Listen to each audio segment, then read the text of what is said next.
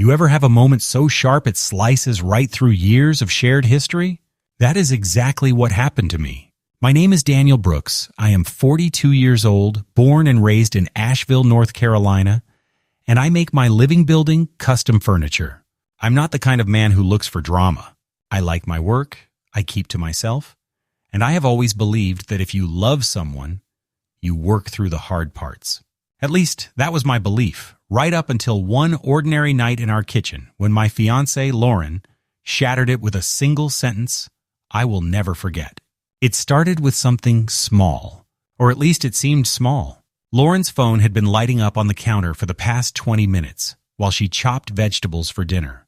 Every time it lit up, she tilted it away from me just enough to make my gut tighten. I told myself not to be paranoid, but the name Aaron kept flashing across the screen.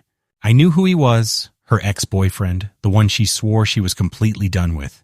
I leaned against the counter, trying to keep my voice even, and asked, "Why is Aaron texting you so much tonight?"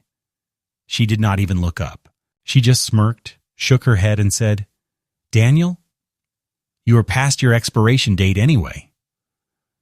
She said it like it was a joke, but there was no warmth in her tone, no playful glance to soften the words, just this cold, dismissive delivery, as if she was already halfway out the door and onto something better. My first instinct was to laugh it off, but my stomach twisted because she would not meet my eyes. And right then, I knew she meant it.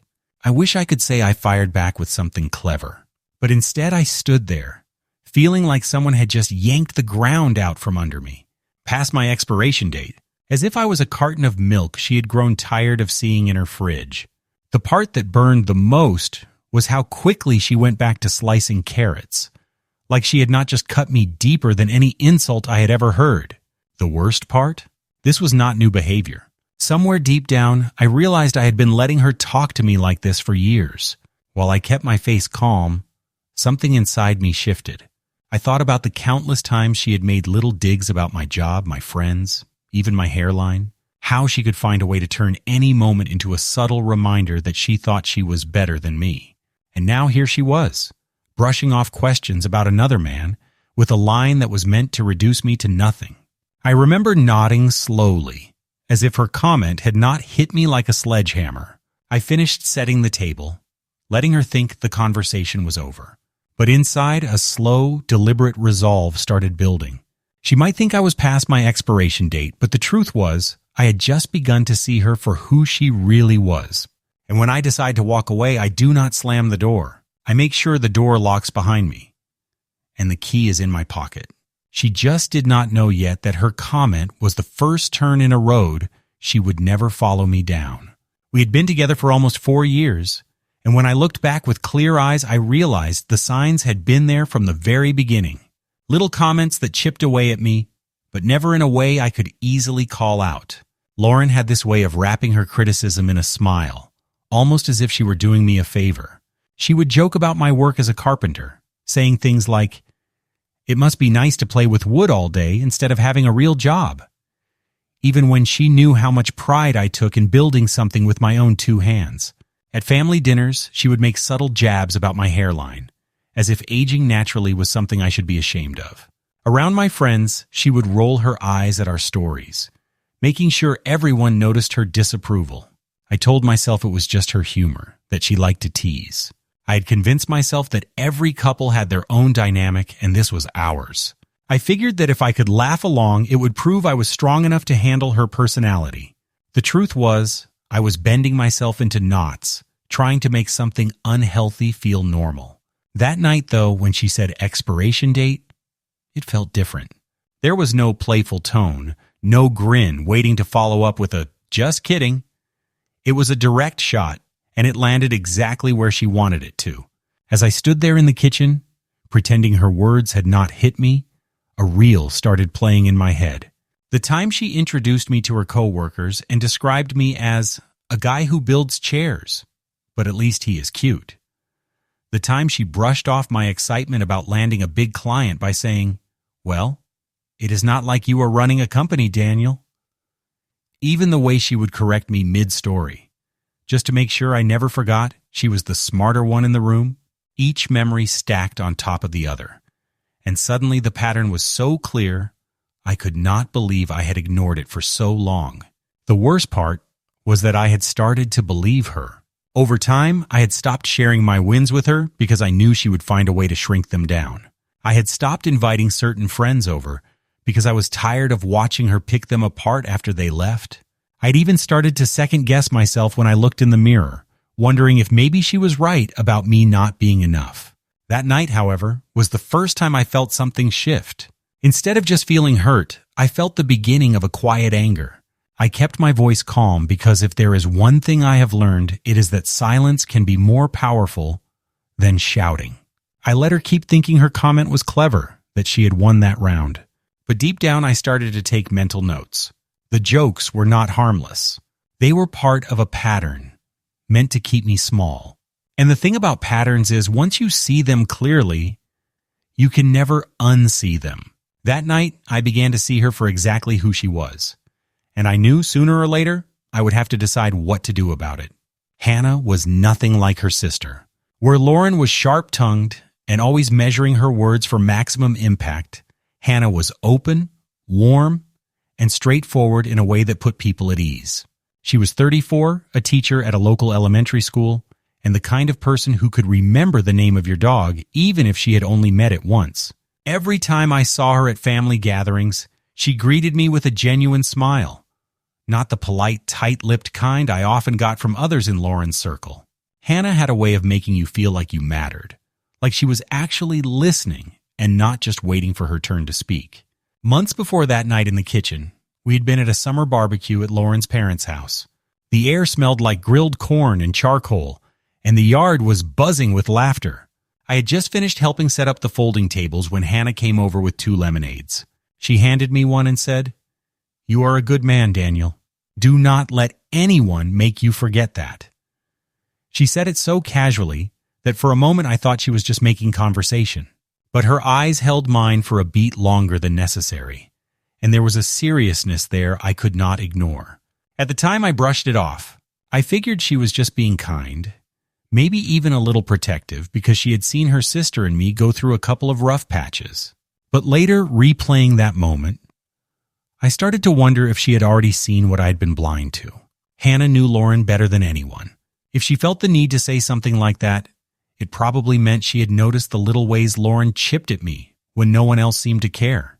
Hannah was not the kind of person to gossip or stir trouble, so she never spoke badly about Lauren outright. But there were moments, quick glances, the way her expression tightened when Lauren made certain comments, that told me she noticed more than she let on. She had a quiet strength, the kind that did not need to announce itself. It was in the way she treated people, in the way she could diffuse an argument with just a calm tone, and in the way she always seemed to choose truth over convenience. I did not realize it then, but that small moment at the barbecue would come back to me later, like a light flicking on in a dark room. In the weeks after the expiration date comment, when my mind was spinning and I was starting to question everything, it was Hannah's voice I heard in my head. "You are a good man, Daniel. Do not let anyone make you forget that." Those words, simple as they were, became a thread I held on to when everything else in my life started to feel like it was unraveling. And I would soon learn that Hannah's quiet understanding was going to be more important than I could have ever imagined. After that night in the kitchen, I could not shake the weight of her words. "Past your expiration date" kept echoing in my head like a bad song you cannot turn off. I needed answers, not guesses. I knew going to Lauren directly would only lead to her twisting my questions into accusations and making me feel like the problem. So I reached out to the one person I trusted to give me the truth without turning it into a game. Hannah. I sent her a simple message late that evening. "Can we talk?" She replied almost instantly, asking if I was okay.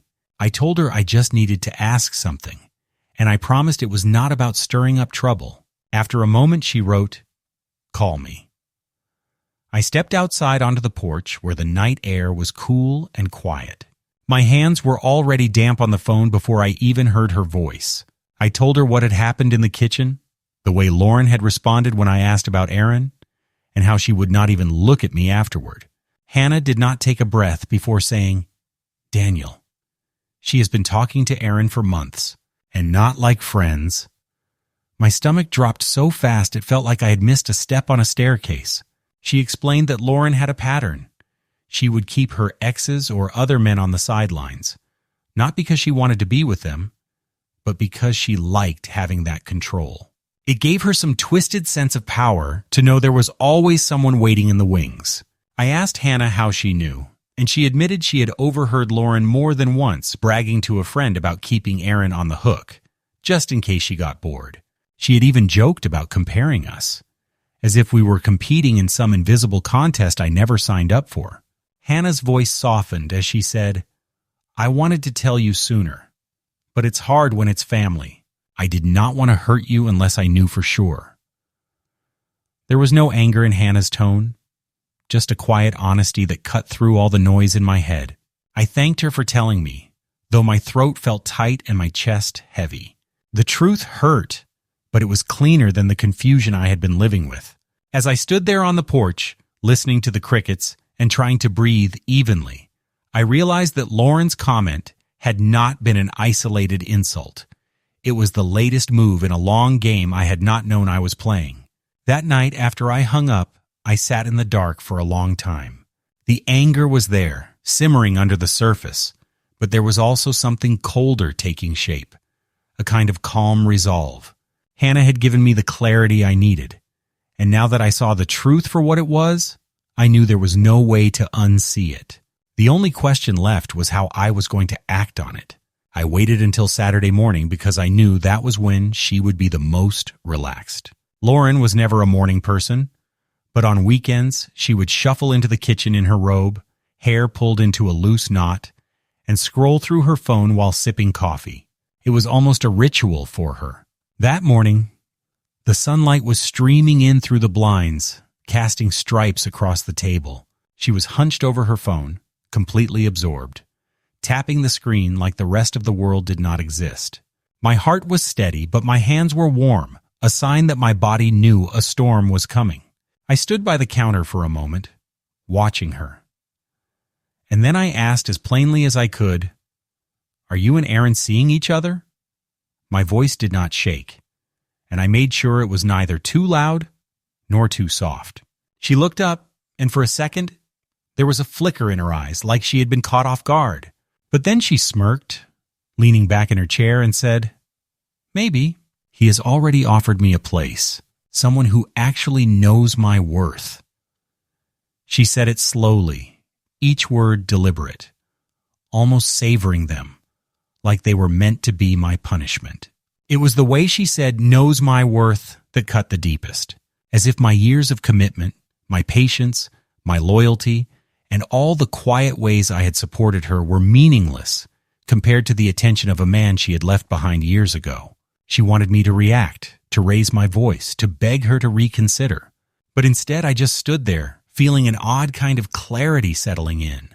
It was like the moment before a storm breaks, when the air is still and heavy, and you know nothing will be the same afterward. I asked her if this had been going on the whole time. She shrugged and said, "Does it matter? You would not have lasted forever anyway." There was no apology, no attempt to soften the blow, only the blunt edge of her arrogance.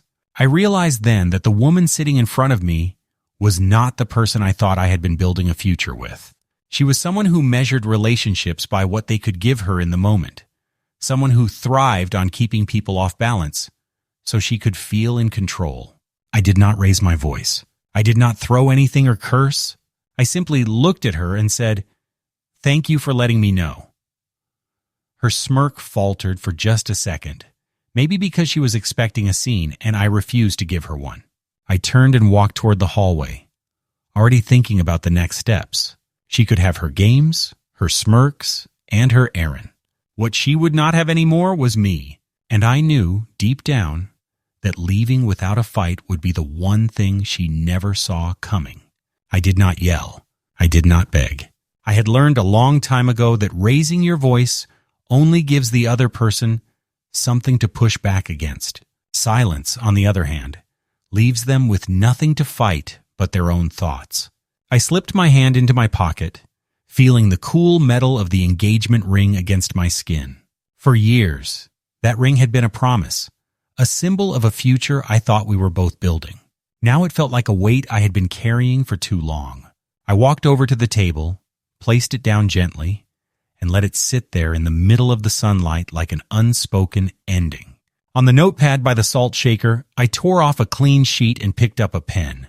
The words came easily, steady, and without hesitation. If I am past my expiration date, consider this the moment I got fresh air. I put the pen down, slid the note next to the ring, and stood there for a moment. My eyes moved from the note to her coffee mug, to her phone sitting face down on the table, probably still buzzing with messages from Aaron. I felt no urge to say goodbye. I'd already said everything I needed to, and none of it required my voice. I walked down the hallway, my footsteps slow but certain.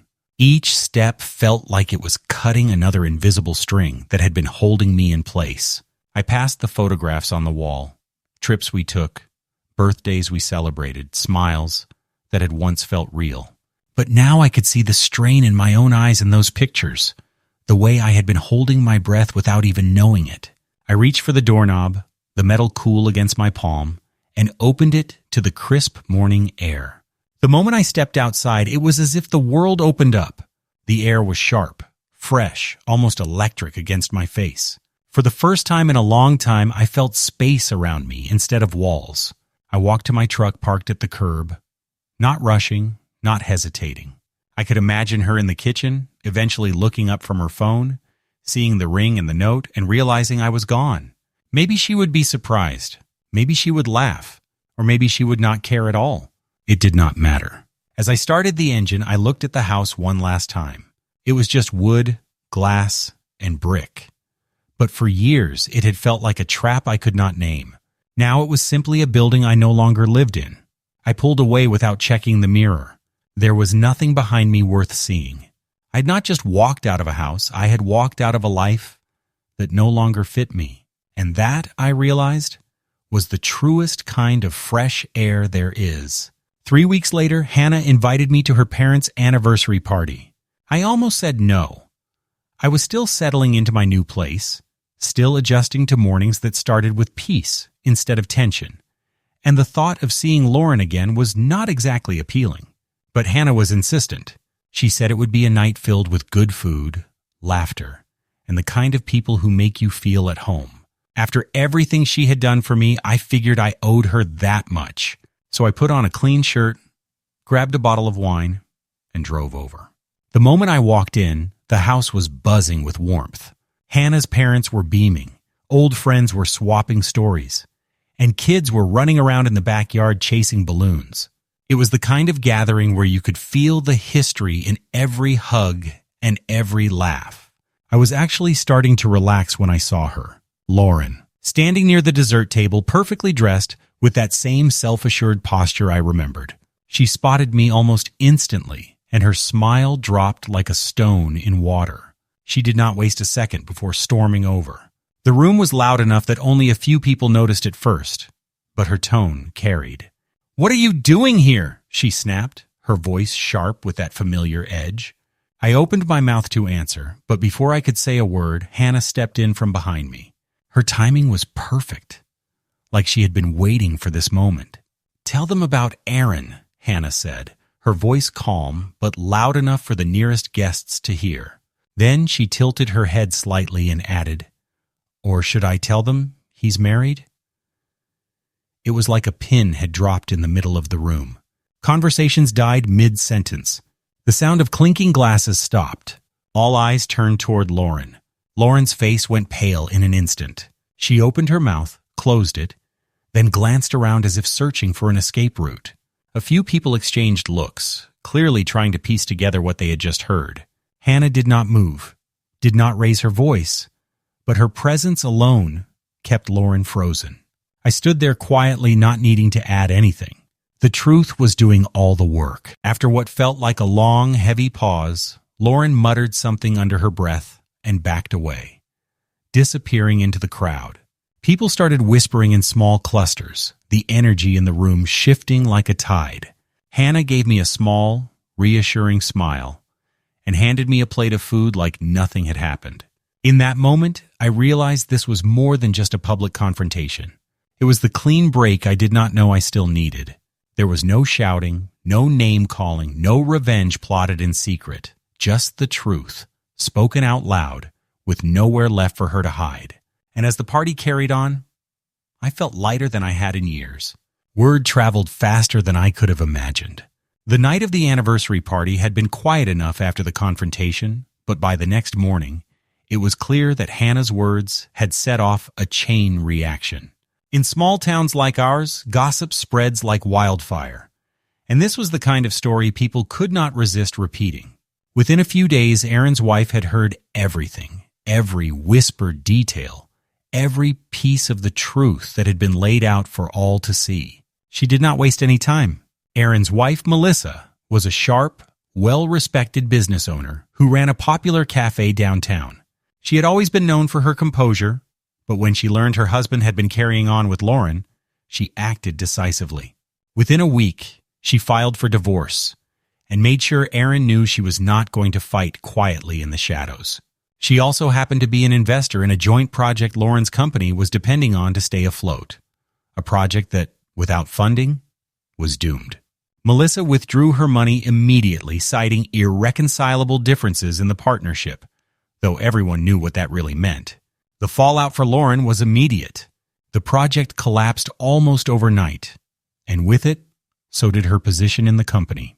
Clients pulled back, other investors started asking questions, and the higher-ups decided she was too much of a liability to keep around. One morning, she walked into the office like nothing had changed, and by lunchtime, she was packing her things into a cardboard box.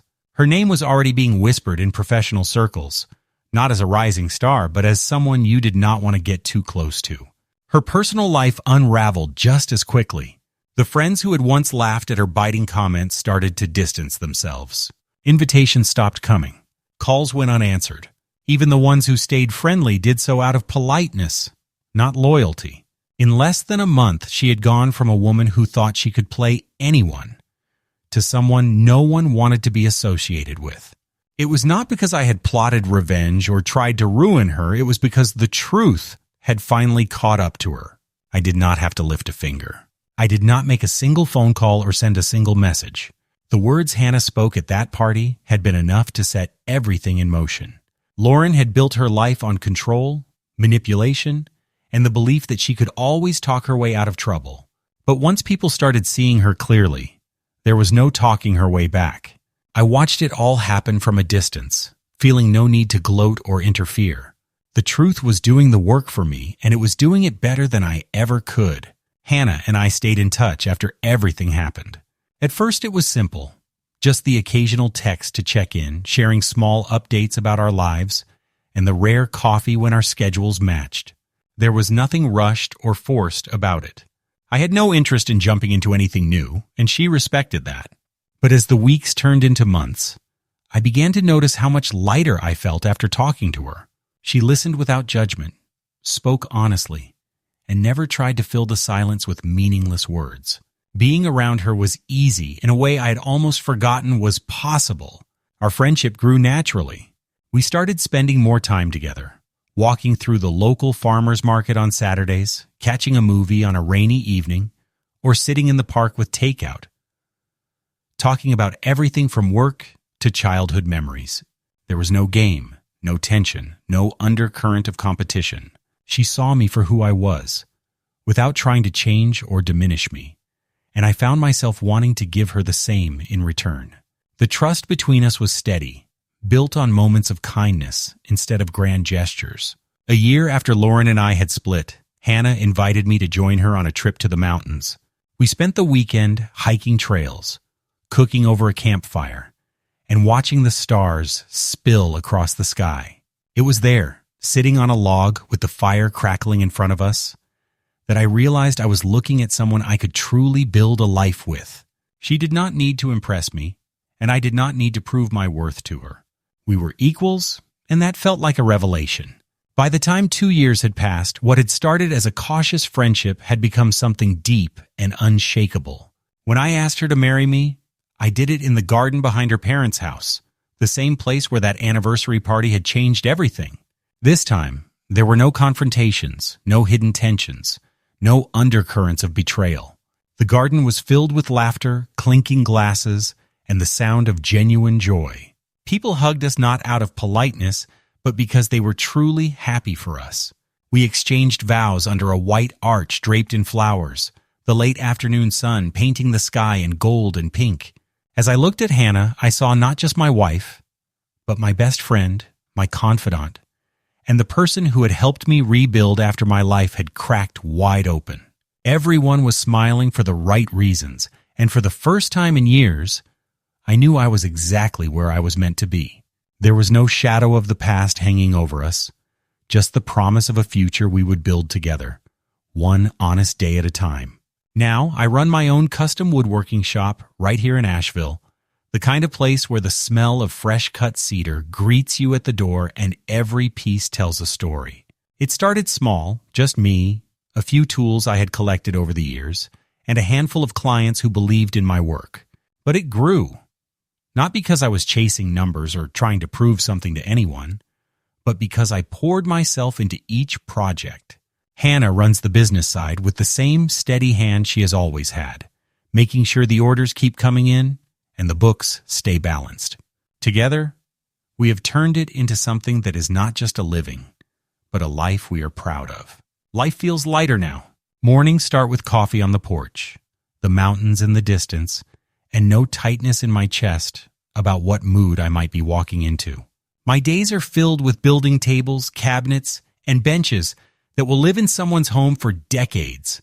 Evenings are for cooking with Hannah, sharing quiet conversations, or sometimes just sitting in comfortable silence. There is no undercurrent of competition, no sharp words hidden as jokes, no second-guessing my own worth. I have thought back to that night in the kitchen more times than I can count. The moment Lauren told me I was past my expiration date. At the time, it felt like a gut punch, the kind of thing that sticks to your ribs for years. But now I see it differently. Those words meant to break me were actually the spark that set me free. They pushed me to see the truth I had been avoiding, to walk away from something that was slowly draining me, and to step into a life where I could breathe again. Lauren thought she was ending something that day. What she did not realize was that she was giving me the start of something much better. I did not just move on, I built something new, something solid, with a partner who believes in me without condition. The irony is that she tried to make me feel like I was running out of time. But it turns out I was only just getting started. My worth was never on a clock. When I look around my shop now, with sawdust on the floor and the sun streaming through the windows, I see more than just furniture. I see proof that I am not defined by someone else's opinion, that the right people will never need to be convinced of my value. I see a life that was rebuilt not out of revenge, but out of the simple truth that worth does not expire. It grows stronger when you protect it, and that is the lesson I will carry for the rest of my days.